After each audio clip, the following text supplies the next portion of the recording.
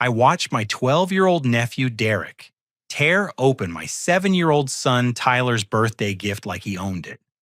The remote control helicopter we had saved for 3 weeks to buy sat gleaming in its box as Derek's eyes lit up with greed. "This is way cooler than what I got," he announced to the entire birthday party, clutching the expensive toy against his chest. "I'm keeping this." Tyler's face crumpled as 20 kids stared in stunned silence. My brother Marcus just shrugged when I looked at him desperately. "Let him have it, Ray. It's not that serious." I nodded quietly, swallowing my rage. The next morning, I made one phone call to my bank. Derek's father had no idea that his car payment didn't go through because I had been the one sending it for 6 months. 3 years ago, Marcus lost his wife in a messy divorce that left him scrambling to raise Derek alone. As his younger brother, I watched him struggle with single parenthood while working 2 jobs just to keep their heads above water. When he lost his construction job 6 months ago, I started quietly covering his car payments without telling him. $342 every month transferred directly to the dealership to keep his Ford pickup from getting repossessed. I never mentioned it because Marcus had always been the proud older brother who took care of everyone else. Seeing him broken and desperate would have crushed what little dignity he had left. My wife Sarah had thrown Tyler the perfect 7th birthday party in our backyard. Colorful streamers hung from our oak tree, and she had baked a chocolate cake shaped like a racing car. 23 kids from Tyler's class ran around our lawn, their laughter filling the warm Saturday afternoon. Tyler had been bouncing with excitement for days, talking nonstop about the remote control helicopter he had seen in the toy store window. Sarah and I had been putting aside $20 a week from my automotive technician salary just to afford it. The helicopter was Tyler's dream gift. He had drawn pictures of it, researched its features online, and even practiced flying motions with his hands. When Derek snatched it away, Tyler didn't just lose a toy. He lost his faith that good things could happen to good people. The other kids whispered among themselves, confused by the unfairness they had just witnessed. Some of Tyler's friends started crying, not understanding why Derek could just take whatever he wanted. Derek wasn't always this entitled. When he was younger, he had been a sweet kid who looked up to me and respected boundaries. But something changed after the divorce. Marcus started giving in to Derek's every demand, buying expensive video games and designer clothes they couldn't afford. Derek learned that throwing tantrums got him whatever he wanted, and Marcus would rather give in than deal with conflict. When I called the bank Monday morning and canceled the automatic transfer to the dealership, my hands were shaking. The customer service representative confirmed the cancellation without asking questions. Part of me felt sick about it, but another part felt relief. For 6 months, I had been enabling Marcus to enable Derek. The cycle had to stop somewhere. Tuesday afternoon, my phone rang with Marcus's number. His voice was panicked and desperate when I answered. "Ray, something terrible happened." He sobbed into the phone. "The dealership called. They're saying my payment bounced and they're going to repossess my truck. I don't understand how this happened. I thought I had money in my account." His voice cracked as he continued. "I can't lose this truck, man. It's how I get to job interviews. Without it, Derek and I are finished." I listened to my brother fall apart over the phone, knowing I held the power to fix everything with one simple transfer. But I also knew that fixing it would teach Derek that actions don't have consequences. "How much do you need?" I asked quietly. $342, Marcus whispered.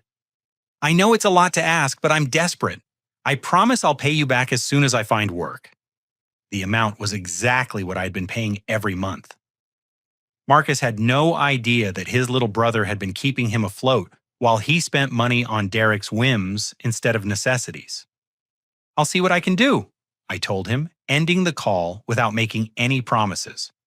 That evening, Tyler asked me why Derek got to keep his helicopter.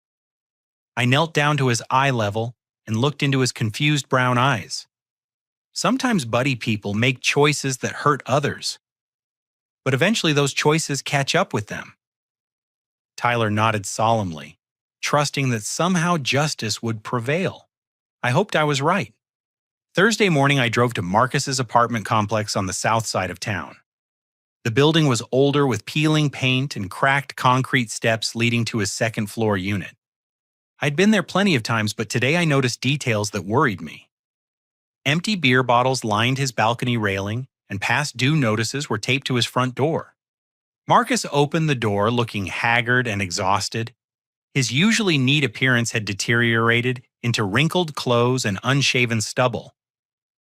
"Ray, thank God you're here," he said, pulling me inside. "I've been up all night trying to figure out what went wrong with my finances." His living room was chaos.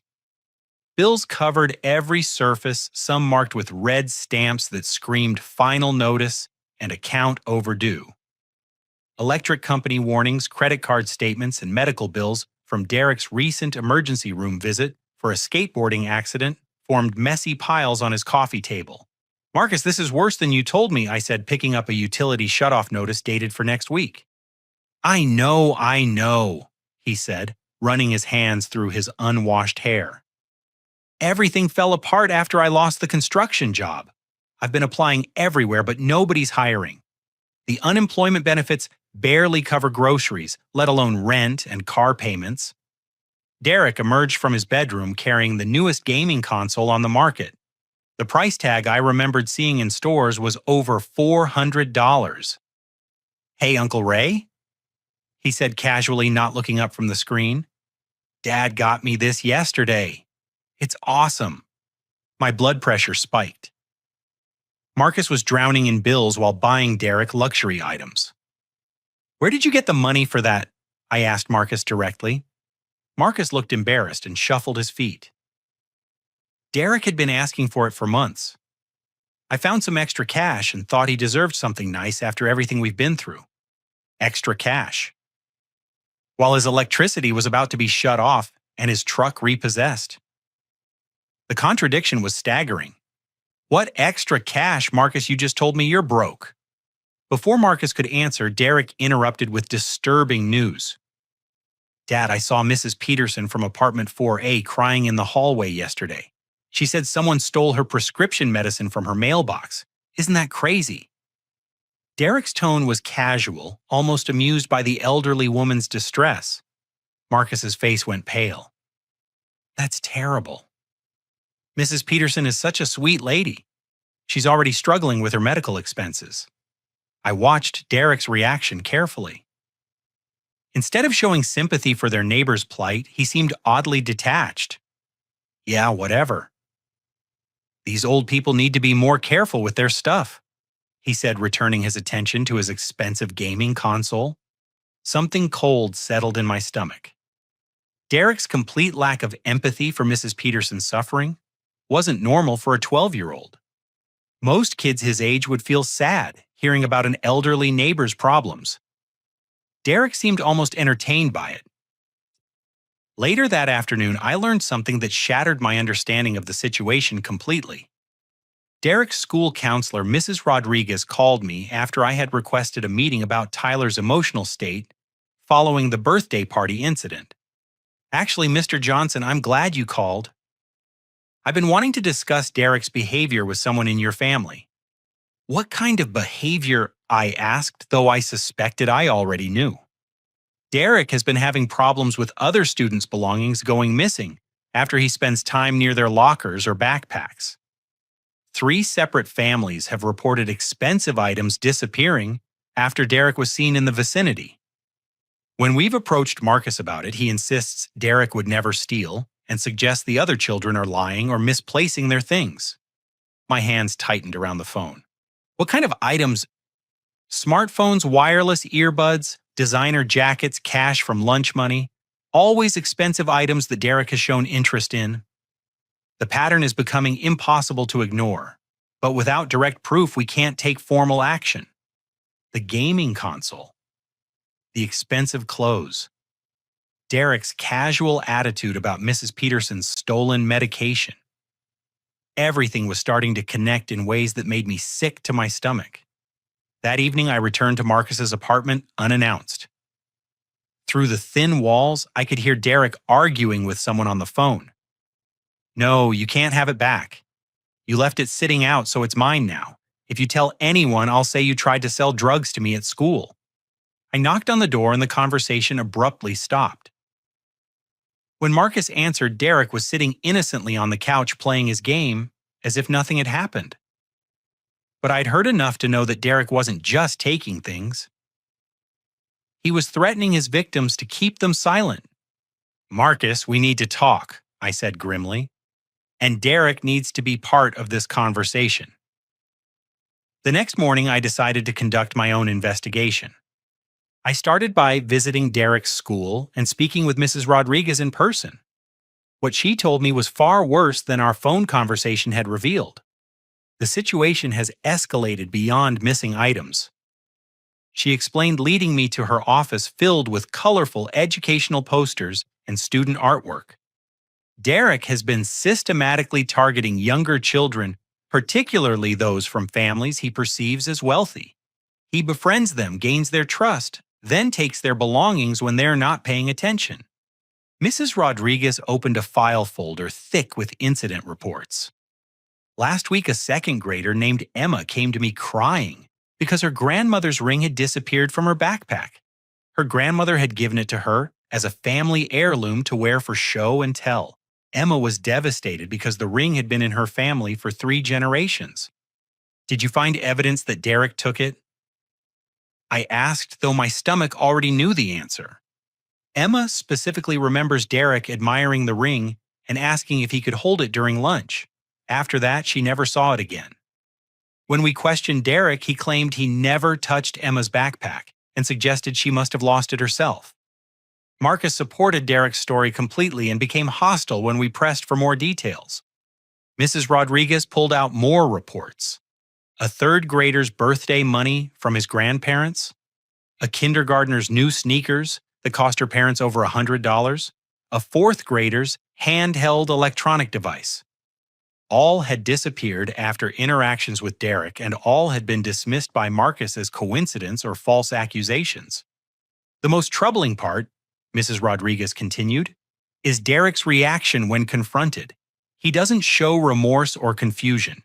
He becomes calculating and defensive, often turning the accusations back on his victims. He's learned to manipulate situations to make himself appear innocent while making his victims look unreliable. From school, I drove to Derek's neighborhood to speak with residents. Mrs. Peterson, the elderly woman Derek had mentioned, lived in the same apartment complex as Marcus. When I knocked on her door, she answered with obvious caution. "I'm Ray Johnson, Marcus's brother." I introduced myself. "I heard about your medication being stolen, and I wanted to see if you're okay." Mrs. Peterson's weathered face showed relief at finding someone who cared. "Oh, thank you for asking, dear. It's been such a struggle. Those pills cost me over $200, and I can't afford to replace them until next month. I've had to cut my doses in half, which makes the pain much worse. Do you have any idea who might have taken them?" I asked gently. Her expression became uncomfortable. "Well, I hate to accuse anyone without proof. But that young man from upstairs has been very helpful lately. Derek, I think his name is. He's been offering to get my mail and packages when I'm having bad days with my arthritis."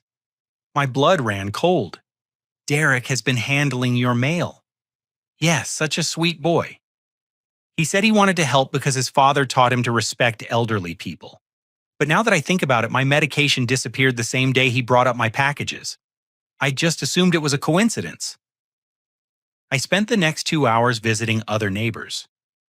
The stories were horrifyingly similar. Derek had positioned himself as a helpful young man, offering to assist elderly residents with small tasks. Mrs. Chen from apartment 2B had lost her late husband's watch after Derek helped her carry groceries. Mr. Williams from the first floor was missing cash from his wallet after Derek offered to help him organize his mail. Each victim had been too embarrassed or confused to report the thefts, assuming they had misplaced the items themselves. Derek had chosen his targets perfectly. Elderly people with memory concerns who would doubt themselves before accusing a seemingly helpful child. That afternoon, I confronted Marcus with what I had learned. His reaction was immediate and defensive. Those old people are confused, Ray. Derek would never steal from anyone, especially elderly neighbors. You're believing lies and rumors. Marcus, this is a pattern. Derek is systematically targeting vulnerable people. No, he's not. Marcus's voice rose to a shout. Derek is a good kid who's been through trauma with the divorce. These accusations are just people looking for someone to blame for their own carelessness. Derek appeared from his room, having obviously been listening to our conversation. Uncle Ray, why are you trying to get me in trouble? I was just being nice to those people because Dad taught me to help others. The manipulation in Derek's voice was chilling. He was playing the innocent victim while standing in a room filled with items I now suspected were stolen. The gaming console, expensive headphones, designer clothes that Marcus couldn't afford on unemployment benefits. But the moment that shattered everything came when I noticed something familiar on Derek's dresser. Tyler's action figure from last Christmas, a limited edition superhero that had been Tyler's favorite toy. Derek, where did you get that? I asked, pointing to the figure. Dad bought it for me, Derek said quickly. I saw it at the store and really wanted it. Marcus looked confused. Derek, I never bought you that toy. Where did it come from? Derek's confident facade cracked for just a second before he recovered. Oh, right. I got it from a friend at school. We traded for something else. But I recognized the tiny scratch on the figure's arm that Tyler had accidentally made with his fingernail. This wasn't just any action figure. This was Tyler's exact toy stolen from our house during a family gathering months ago. Derek had been stealing from us his own family for far longer than anyone realized. Derek, that belongs to Tyler, I said firmly. You took it from our house. Derek's expression turned cold and calculating. Prove it. All those toys look the same. You can't prove anything. Marcus stared at his son, finally seeing what I had been trying to show him. But even faced with obvious evidence, Marcus chose denial. There has to be an explanation. Derek, tell Uncle Ray how you really got that toy. Derek smiled, knowing his father would protect him no matter what evidence emerged. I already told him, Dad. He's just trying to cause problems for our family. Standing in that apartment surrounded by what I now knew were stolen goods, I realized the situation was far beyond a simple discipline problem. Derek was operating a systematic theft ring with his father's unconscious protection, and the victims were piling up throughout their community. I knew I needed concrete evidence before involving authorities, so I decided to set up surveillance in my own home. The following Saturday, I installed a small security camera in our living room, hidden behind family photos where it wouldn't be noticed. Sarah thought I was being paranoid, but I convinced her it was for general home security. 2 weeks later, we invited Marcus and Derek over for dinner. Throughout the evening, I watched Derek's behavior carefully. He moved through our house like he was cataloging valuable items, his eyes lingering on Sarah's jewelry box, my collection of vintage watches, and Tyler's new bicycle visible through the patio door. After dinner, while the adults talked in the kitchen, Derek excused himself to use the bathroom. The security footage later revealed what actually happened during those 10 minutes. Derek methodically searched our bedroom, opening drawers and examining items. He pocketed 2 $50 bills from Sarah's dresser drawer, a gold bracelet that belonged to her grandmother, and my spare car keys. But the most devastating discovery came when I reviewed footage from previous family gatherings over the past year. Derek had been systematically stealing from us for months. Christmas ornaments with sentimental value, electronics cash, even prescription medication from our medicine cabinet. The total value of stolen items exceeded $2,000. The spare car keys explained something that had been puzzling me for weeks. My truck had been showing signs of use when I hadn't driven it. The seat position was different, the radio stations had changed, and the mileage didn't match my records. Derek had been taking my truck for joyrides, a 12-year-old driving illegally around town. Monday morning, I called Detective Williams at our local police station. When I explained the situation, his response surprised me. "Mr. Johnson, we've been investigating a series of thefts in your brother's neighborhood for several months.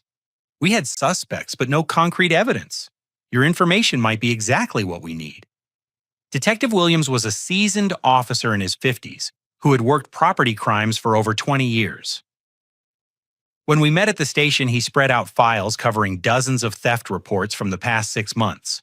"We've been seeing a pattern of items disappearing from elderly residents, but the victims often don't report immediately because they assume they've misplaced things." "How extensive is this?" I asked, looking at the thick stack of reports. 23 confirmed thefts in a 6-block radius around your brother's apartment complex. The total value exceeds $15,000. We suspect there are more victims who haven't come forward yet. Detective Williams showed me surveillance footage from a nearby grocery store. The grainy video showed Derek and Marcus together with Derek carrying a bag full of items. We obtained this footage last week. Derek appears to be showing your brother various items, and Marcus seems to be giving him instructions about something. The detective leaned forward in his chair. "Mr. Johnson, based on what you've told me and what we've observed, we believe your brother may be more involved in this than you realize. Derek is a minor, but someone has been teaching him sophisticated techniques for targeting victims and avoiding detection." That evening, I confronted Marcus with everything I had learned. Instead of denial, he broke down completely. Tears streamed down his face as he admitted to knowing about Derek's stealing for months. "It started small," he sobbed. "Derek came home with a wallet he said he found. Instead of turning it in, I let him keep the cash because we needed grocery money so badly. Marcus, you turned your son into a criminal," I said, trying to keep my voice steady. I know. But then he started bringing home more valuable things. Electronics, jewelry, cash. I told myself he was just finding things people dropped or threw away. I didn't want to ask too many questions because the money was helping us survive. Marcus revealed the horrifying truth. He had been coaching Derek on which neighborhoods to target and how to identify valuable items. He taught Derek to focus on elderly victims who would be less likely to report thefts or be believed by police. Marcus had been selling the stolen goods online and using the money to pay bills and buy Derek expensive gifts to keep him motivated. "The worst part," Marcus continued through his tears, "is that Derek started enjoying it. At first he felt guilty, but now he brags about how easy it is to trick old people into trusting him. He's become someone I don't recognize, and it's my fault." Derek had been listening from his bedroom. He emerged with a cold expression that chilled me to the bone. "Dad, you're being dramatic. Those old people have way more stuff than they need. We're just redistributing wealth from people who won't even notice it's gone." The callousness in Derek's voice was terrifying.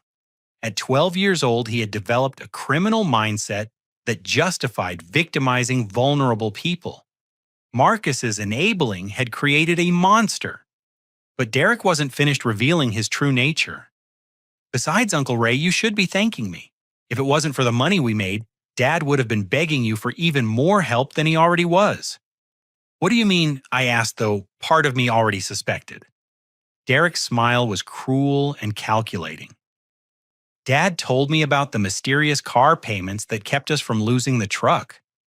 We figured out it had to be you, so really you've been funding our operation this whole time. We're business partners." The realization hit me like a physical blow. My efforts to help my brother had indirectly funded a theft ring that victimized over 20 families. Derek was right. I had been unknowingly enabling the entire operation.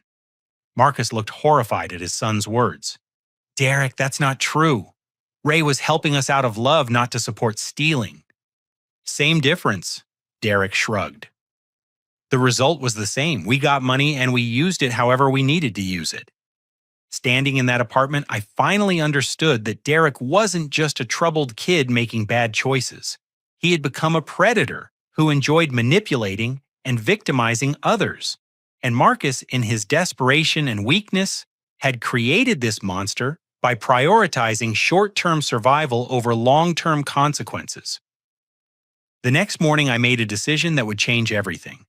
I called Detective Williams and arranged to cooperate fully with the police investigation. But first, I wanted to gather evidence that would ensure Derek and Marcus faced appropriate consequences for what they had done to our community.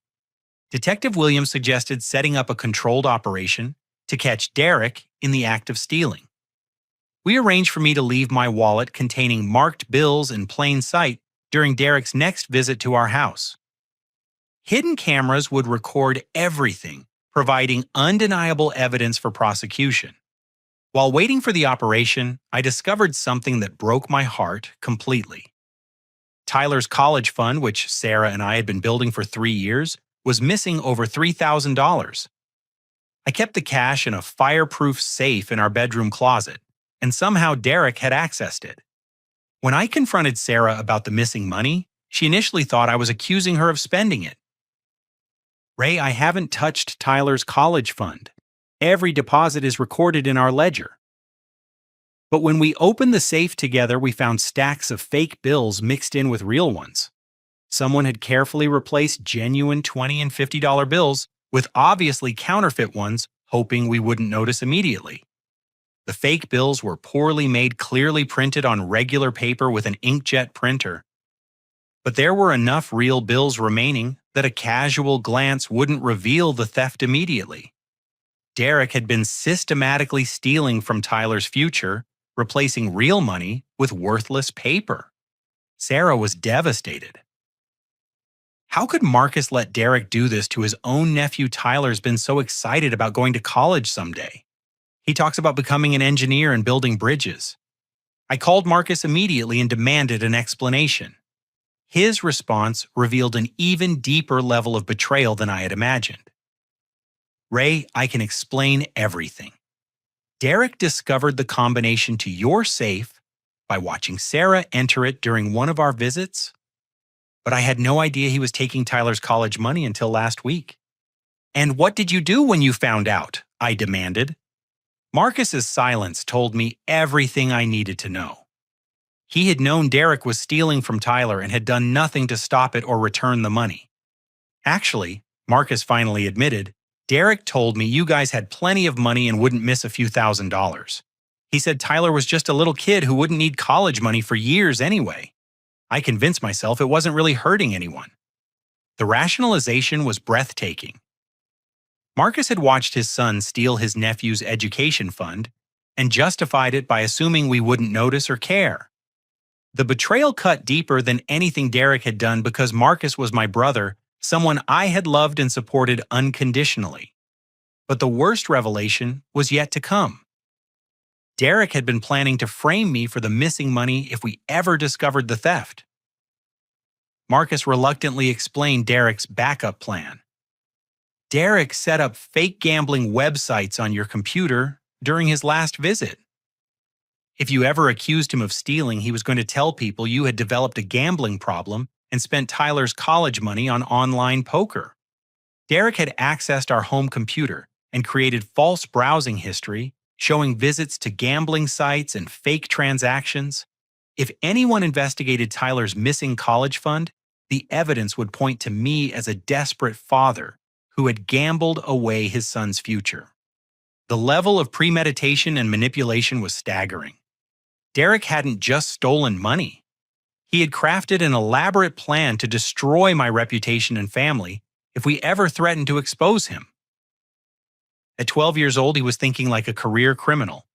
Detective Williams was equally shocked when I explained Derek's framing strategy. "Mr. Johnson, this goes beyond typical juvenile theft.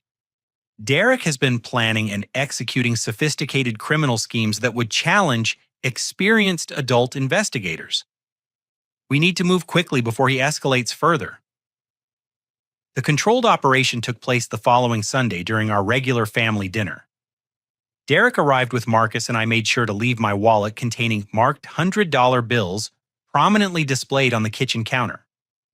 Hidden cameras recorded everything from multiple angles. Derek's theft was methodical and confident. While Marcus distracted Sarah and me with conversation about his job search, Derek calmly entered the kitchen, opened my wallet, and removed $300 in marked bills. But he didn't just take the money. Derek also photographed my driver's license and credit cards with his phone, clearly planning to use my personal information for identity theft. The cameras captured Derek's facial expressions during the theft. There was no guilt, hesitation, or fear. He looked pleased with himself, like he was playing a game he enjoyed winning. When he returned to the living room, Derek sat calmly with the family participating in normal conversation while the stolen money remained hidden in his pocket.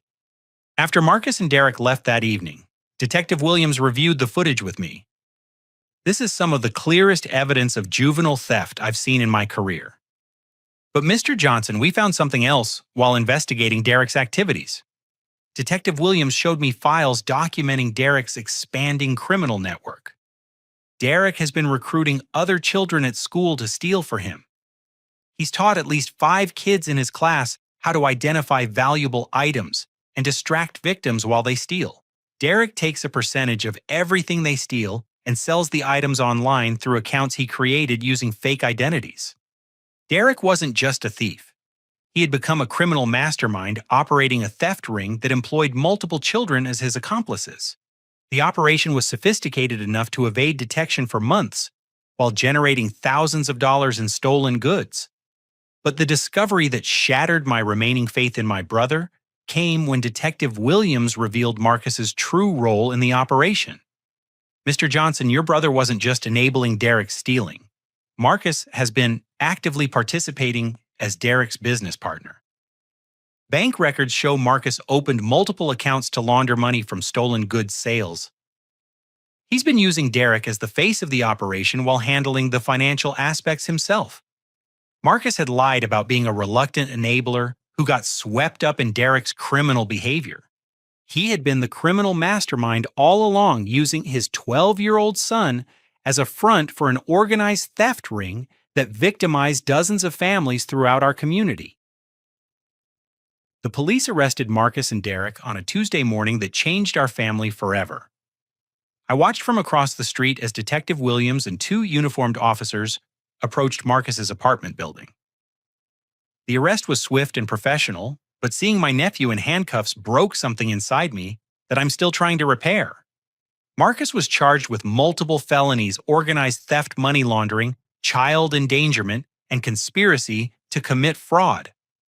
Derek, being a minor, was taken into juvenile custody and faced charges in family court. The district attorney's office described their operation as one of the most sophisticated juvenile crime rings they had prosecuted in recent years. The evidence was overwhelming. Police recovered over $50,000 worth of stolen merchandise from Marcus's apartment storage unit and various online accounts. Items ranged from elderly residents' family heirlooms to children's birthday gifts to prescription medications that put lives at risk when victims couldn't afford replacements. During the investigation, more victims came forward every day. Mrs. Peterson's stolen medication was just one example of how Derek's crimes had caused real suffering beyond simple property loss. An elderly veteran named Frank Miller had been forced to sell his car after Derek stole his disability check from his mailbox. A widow named Grace Thompson couldn't afford heating bills after Derek took her late husband's watch, the only valuable item she owned. The psychological evaluation ordered by the juvenile court revealed disturbing details about Derek's mental state. Dr. Sandra Martinez, a child psychologist specializing in criminal behavior, found that Derek showed no remorse for his victims and actually expressed pride in his ability to manipulate elderly people. Derek views his victims as deserving targets, Dr. Martinez explained during a meeting with Child Protective Services. He believes elderly people with limited mobility and confused memories are fair game because they're weak. This level of predatory thinking in a 12-year-old indicates serious antisocial tendencies that require intensive intervention. The most chilling discovery came when police searched Derek's bedroom thoroughly. Hidden behind his dresser, investigators found a notebook where Derek had been documenting his crimes like a business ledger. Each page contained detailed information about victims, their daily routines, valuable possessions, physical limitations, and family situations. Derek had been studying his targets like a professional criminal. He knew which elderly residents received Social Security checks on specific dates who had prescription medications worth stealing, and which families had valuable items left visible through windows. The notebook contained plans for future thefts, including sketches of apartment layouts and notes about building security. But the entry that destroyed me emotionally was Derek's page about our family. He had documented our schedules, Tyler's school activities, Sarah's work hours, and my weekly routines. Derek had been planning to escalate his theft from our home, targeting everything from Sarah's jewelry collection to my tool collection in the garage. Most disturbing was Derek's plan to manipulate Tyler directly. Derek had written detailed notes about Tyler's trusting personality and how he could use their cousin relationship to gain access to valuable items. Derek planned to convince Tyler to borrow things from our house and bring them to Marcus's apartment. During the court proceedings, Derek's behavior shocked everyone involved. Instead of showing remorse or accepting responsibility, Derek blamed his victims for being careless with their belongings. When Judge Patricia Henderson asked Derek how he felt about Mrs. Peterson having to skip her medication doses, Derek shrugged and said she should have been more careful about where she put her pills. Marcus's behavior in court was equally disappointing. Rather than taking full responsibility for creating Derek's criminal mindset, Marcus continued making excuses and blaming external circumstances. Your Honor, we were desperate after I lost my job. Derek was just trying to help our family survive. Judge Henderson wasn't impressed with Marcus's excuses. Mr. Johnson, you turned your son into a predator who victimized vulnerable members of your community. Derek didn't develop these antisocial behaviors independently. You taught him that stealing from elderly people was acceptable as long as you didn't get caught. The sentencing phase revealed the full scope of how Derek's crimes had impacted our community. Victim impact statements filled an entire afternoon as elderly residents described the fear and vulnerability they felt after being victimized by someone they had trusted. Mrs. Chen, whose late husband's watch Derek had stolen, spoke through tears about how the watch was her only remaining connection to 50 years of marriage. That watch wasn't valuable to anyone except me. It contained engravings of our wedding date and our children's birthdays. Losing it felt like losing part of my husband's memory. Frank Miller, the elderly veteran, described how Derek's theft of his disability check had forced him to choose between medication and groceries for an entire month. I served my country for 20 years and came home disabled from combat injuries. I never imagined a child from my own neighborhood would target me for being vulnerable. The community impact extended beyond individual victims. Parents were afraid to let their children play outside without supervision. Elderly residents stopped trusting helpful young people, even those with genuine intentions.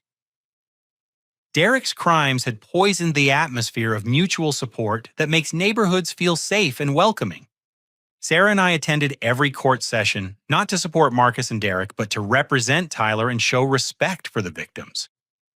Tyler was too young to fully understand what his cousin had done, but he knew Derek had hurt people and taken things that didn't belong to him. Dad, why did Derek become mean? Tyler asked me after one particularly difficult court day. I thought family was supposed to take care of each other, not steal from each other. Explaining criminal behavior to a 7-year-old required delicate balance between honesty and age-appropriate information. Sometimes buddy people make very bad choices that hurt others. Derek learned that taking things was easier than working hard for them, but now he has to face consequences for those choices. Will Derek ever be nice again? Tyler asked with the innocent hope that children possess even in terrible situations. I don't know, Tyler, but Derek is going to get help from doctors and counselors who understand how to help kids who make bad choices. Maybe someday he'll learn to make better decisions. The final court session brought mixed emotions. Derek was sentenced to 18 months in juvenile detention, followed by 3 years of supervised probation. Marcus received 5 years in state prison, with the possibility of parole after 2 years if he completed substance abuse and financial responsibility programs. Judge Henderson addressed Derek directly during sentencing. Derek, you're being given an opportunity that many adult criminals don't receive. The juvenile justice system is designed to help young people learn from their mistakes and become productive citizens. Whether you take advantage of this opportunity or continue down a criminal path is entirely your choice. Derek's response was a mumbled "yes, ma'am" that carried no conviction or genuine understanding of the judge's words. Looking at my nephew in his orange juvenile detention uniform, I saw a stranger who bore no resemblance to the sweet boy I had once loved unconditionally. As we left the courthouse for the final time, I felt a mixture of relief and profound sadness.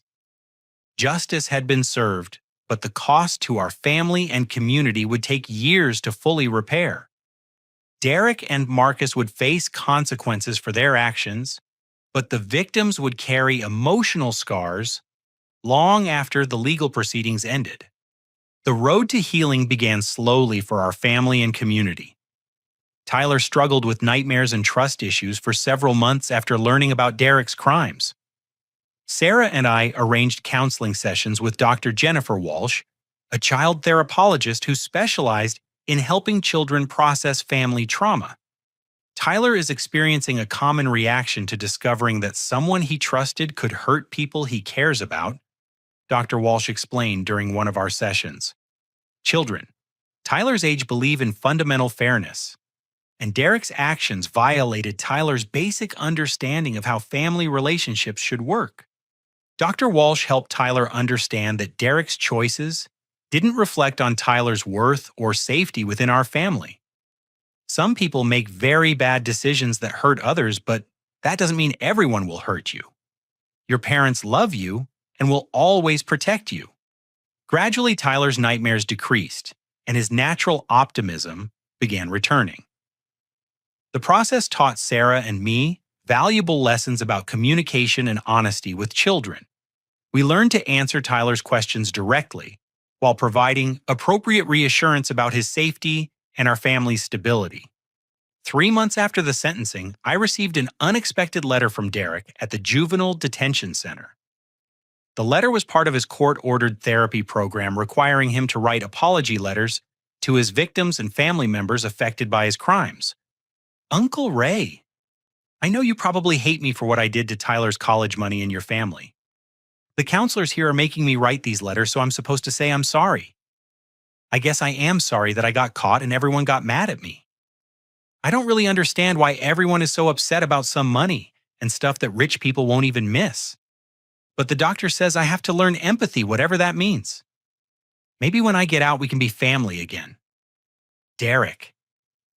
The letter revealed that Derek still didn't understand the real impact of his actions.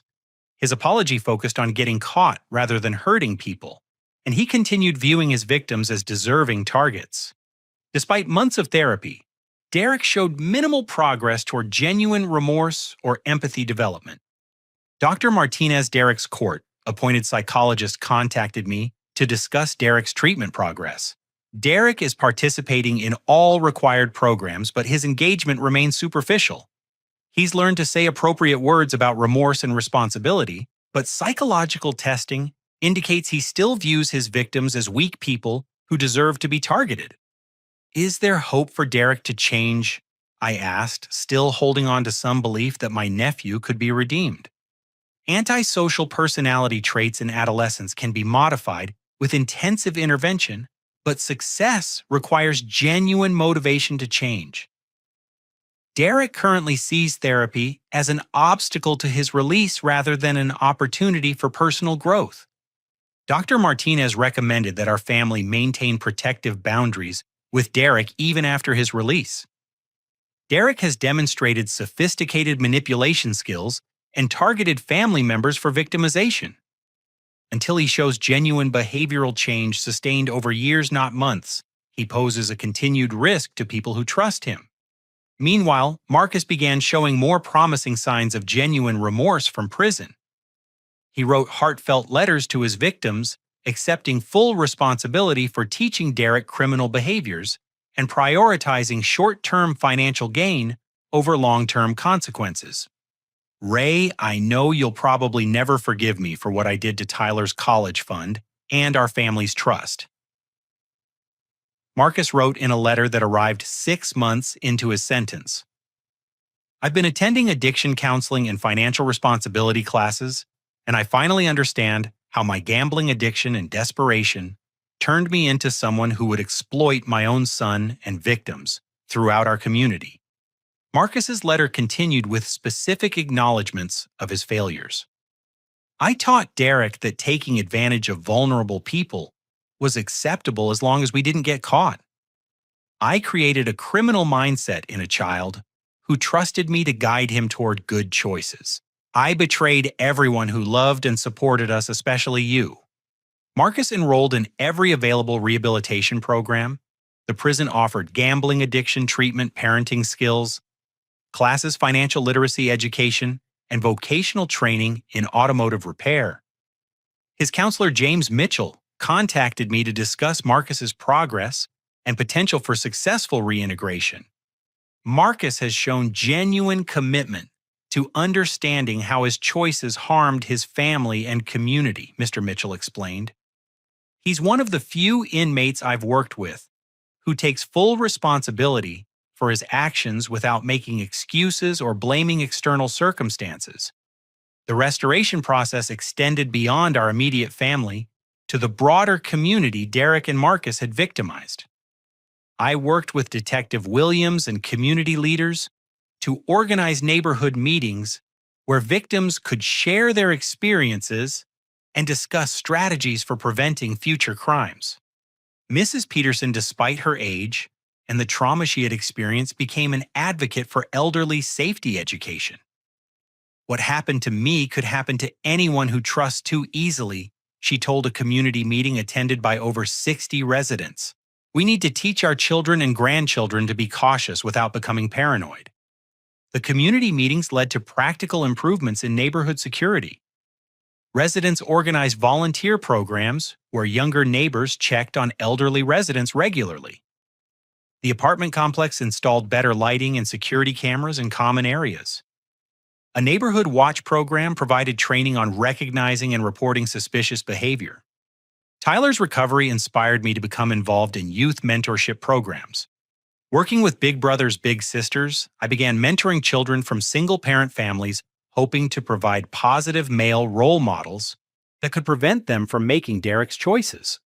My mentee, a 10-year-old boy named Carlos, whose father had been deported when Carlos was 6, reminded me of Derek's potential before criminal influences corrupted his development. Carlos lived with his mother, Maria, who worked 2 jobs to support them both. Like Marcus, Maria was struggling financially and emotionally with single parenthood. Mr. Ray, my mom says we might lose our apartment if she can't find better work, Carlos confided during one of our weekly meetings. I've been thinking about ways to get money to help her, but I don't know any legal ways to make money as a kid. Carlos's honesty about his financial concerns allowed me to guide him toward positive, problem-solving strategies. We discussed age-appropriate ways to help his family good grades to qualify for academic scholarships, learning skills that could lead to future employment, and connecting his mother with community resources for job training and financial assistance. The mentorship relationship taught me that early intervention and positive guidance could prevent children from developing the criminal mindset that had destroyed Derek's future. Carlos thrived with consistent adult attention and clear expectations about right and wrong behavior. 1 year after Derek's sentencing, Tyler celebrated his 8th birthday with a party that felt completely different from the traumatic event that had started our family's ordeal. This time, every gift was genuinely given and received with gratitude and joy. Tyler had requested that guests bring donations for elderly residents at the local nursing home instead of expensive personal gifts. "I want to help old people who might not have families to take care of them," Tyler explained when planning the party. "Derek took things from old people, so I want to give things to old people." Tyler's compassion and desire to help others showed how children can process trauma in ways that increase their empathy rather than diminishing it. His response to Derek's crimes was to become more generous and protective of vulnerable people, not more suspicious or selfish. The nursing home donation drive collected over 200 items, clothing books, toiletries, and comfort items that would brighten the lives of residents who had limited family contact. Tyler personally delivered the donations and spent time talking with residents about their lives and interests. "This boy has a special gift for connecting with people," said Nancy Phillips, the nursing home activities director. "He listens to our residents with genuine interest and makes them feel valued as human beings." Tyler's natural empathy contrasted sharply with Derek's calculated manipulation of elderly people. The difference highlighted how family influences can shape children toward compassion or cruelty depending on the values and behaviors they observe from trusted adults. 2 years after the initial theft at Tyler's birthday party, Derek was released from juvenile detention to a halfway house with strict supervision requirements. He was prohibited from unsupervised contact with elderly people, required to attend weekly therapy sessions, and monitored with electronic ankle bracelet technology. Derek's first letter after release was noticeably different from his previous communications. "Uncle Ray, I've been thinking about what I did to Tyler and your family, and I realize I hurt people who loved me. The doctors helped me understand that taking things from people made them feel scared and sad, not just mad about losing stuff. I want to try to make up for what I did, but I don't know how." While Derek's letter showed some progress toward genuine empathy, Dr. Martinez cautioned against premature optimism. Derek has learned to identify emotions in others, which is progress from his previous complete lack of empathy. However, understanding emotions intellectually is different from feeling genuine concern for others' well-being. Marcus was scheduled for parole review after completing 2 years of his 5-year sentence. His transformation in prison had been remarkable, according to corrections officials and his counselor. Marcus had earned his GED completed automotive technology certification and maintained perfect behavior records throughout his incarceration. Marcus has become a mentor for other inmates struggling with addiction and financial irresponsibility, his counselor reported. He leads group sessions about the long-term consequences of criminal choices and helps other fathers understand how their actions affect their children. Marcus's parole hearing included testimony from several victims who supported his early release based on his demonstrated remorse and rehabilitation efforts. Mrs. Peterson, despite the trauma Marcus and Derek had caused, her spoke in favor of giving Marcus a second chance. "This man destroyed my trust and caused me real suffering," Mrs. Peterson told the parole board. "But he has taken responsibility for his actions and worked hard to change. If he truly commits to making amends and living honestly, I believe people deserve opportunities for redemption." The parole board granted Marcus supervised release with conditions including restitution payments to victims, continued therapy participation, and community service at organizations serving elderly residents. Marcus would spend 1 year in a halfway house before potentially regaining custody of Derek. 3 years after Tyler's birthday party incident, our family had rebuilt trust and established new traditions based on honesty, generosity, and respect for others. Tyler excelled in school and continued volunteering with elderly residents through church and community programs. Sarah and I had learned valuable lessons about setting appropriate boundaries with family members while maintaining compassion for people struggling with difficult circumstances. We realized that enabling destructive behavior even from good intentions, ultimately causes more harm than allowing people to face natural consequences for their choices. My mentorship work expanded to include speaking at schools about youth crime prevention and family communication. Sharing our family story helped other parents recognize warning signs of criminal behavior development and understand the importance of addressing problems early before they escalate. The most important lesson I learned, I told a parent education group, is that love without boundaries isn't really love. When we protect people from consequences they've earned through their choices, we rob them of opportunities to learn and grow from their mistakes. Derek completed his probation requirements and moved to a supervised independent living program at age 16. His progress remained limited but showed incremental improvement. Derek had learned to hold entry-level jobs without stealing from employers and maintained superficial friendships without victimizing peers. However, Derek continued struggling with genuine empathy and forming deep emotional connections with others. His relationships remained primarily transactional, based on what others could provide for him rather than mutual care and respect. Marcus successfully completed parole and regained partial custody of Derek under family court supervision. Father and son attended weekly family therapy sessions to rebuild their relationship on healthier foundations. Marcus maintained steady employment at an automotive repair shop and lived in a modest apartment near Derek's school. I'm learning to be the father Derek needed 5 years ago. Marcus told me during a supervised visit, I can't undo the damage I caused, but I can try to model better choices moving forward. The journey toward healing taught our entire family that recovery from betrayal and criminal behavior is a long-term process requiring sustained commitment from everyone involved. Quick fixes and simple apologies cannot repair the complex damage caused by systematic violation of trust and community safety. Tyler, now 11 years old, has become a confident young man who stands up for fairness and protects people who need help.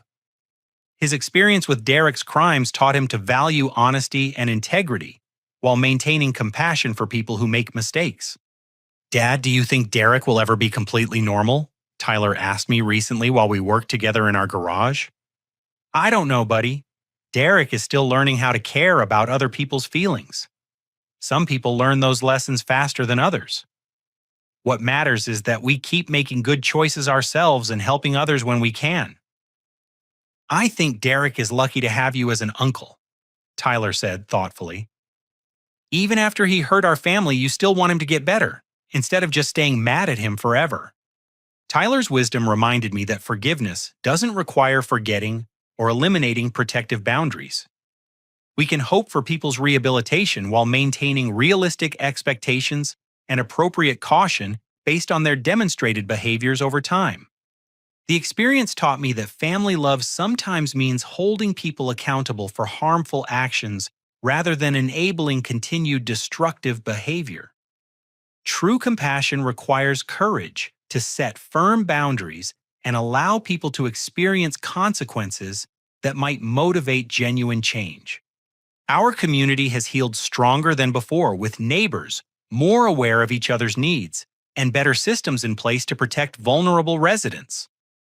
The elderly residents who were victimized by Derek have formed friendships with families who check on them regularly and include them in community activities. Mrs. Peterson, now 87 years old, has become Tyler's honorary grandmother and joins our family for holiday celebrations. Her presence reminds us that healing is possible when people choose to transform pain into purpose and isolation into community connection. Looking back on everything that happened, I realized that Derek's theft at Tyler's birthday party was actually a gift in disguise.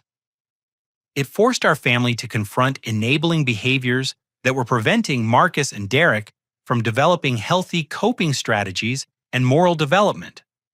The crisis created opportunities for growth healing and stronger community bonds that wouldn't have existed if I had continued quietly enabling Marcus's irresponsible choices.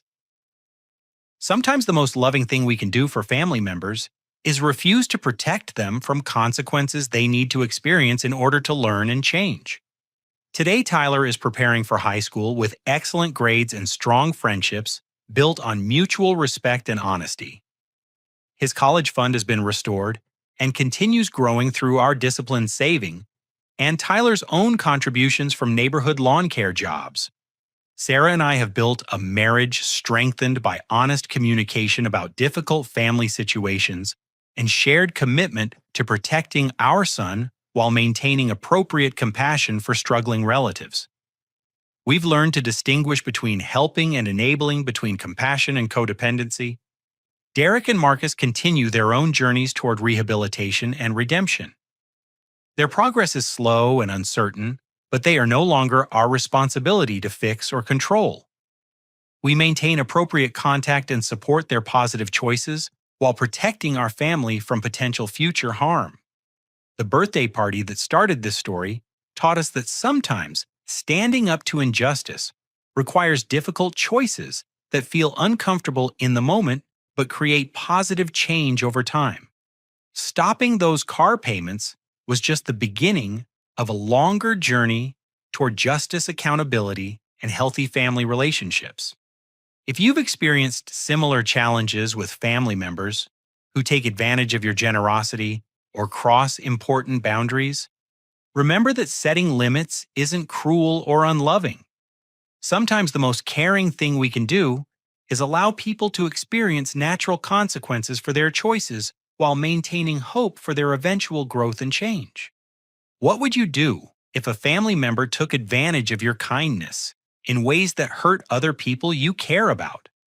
Would you continue enabling their behavior to keep peace, or would you risk conflict to protect innocent victims? Share your thoughts in the comments below, and don't forget to like this video if it helped you think about family boundaries in new ways. Subscribe for more stories about real family challenges and how ordinary people find courage to do the right thing even when it's difficult. Share this story with anyone who might benefit from hearing about the difference between helping and enabling in family relationships. Thank you for listening to our family's journey, and I hope it helps you navigate whatever challenges you're facing with wisdom, courage, and love.